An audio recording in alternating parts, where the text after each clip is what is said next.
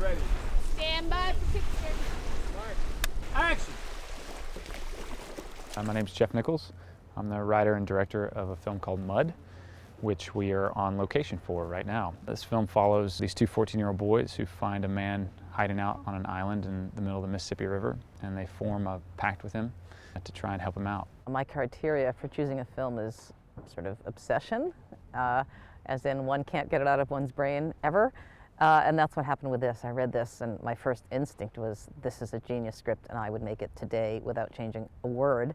And then it stayed with me. It wasn't a flashing thing. I kept thinking about the story, I kept thinking about the characters.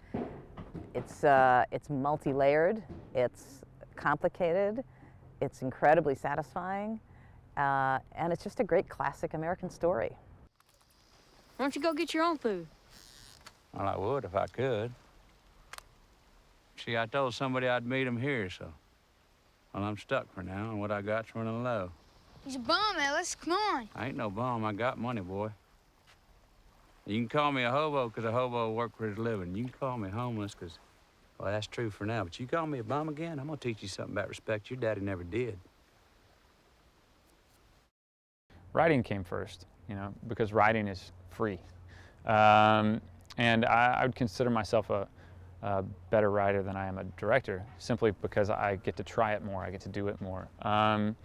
Although now, this is the second film I've directed in a year. Get a couple where it looks too wonky and dismount, I just hop back up and start hanging on that thing and just swing the tree boom off. Great.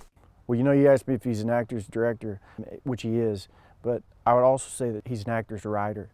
It's not just the same character having conversations and wearing different clothes. It's like each person has been given like tidbits of information that are very specific to that person. And I think that that's like the greatest thing that writers can do. And I don't think you always see that.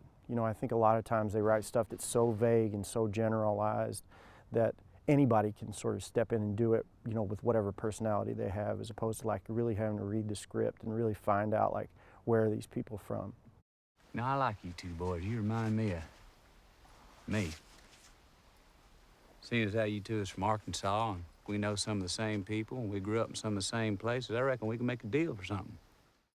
It's shot in Arkansas, and that's where I live now, and you get a sense that the state's behind, Jeff and behind the movie, and we have an opportunity here to document, though it's in a fictional world, the beauty of the Arkansas River and the Mississippi River and the beauty of the setting around the story, because it's a big part of the story. I said I was sorry.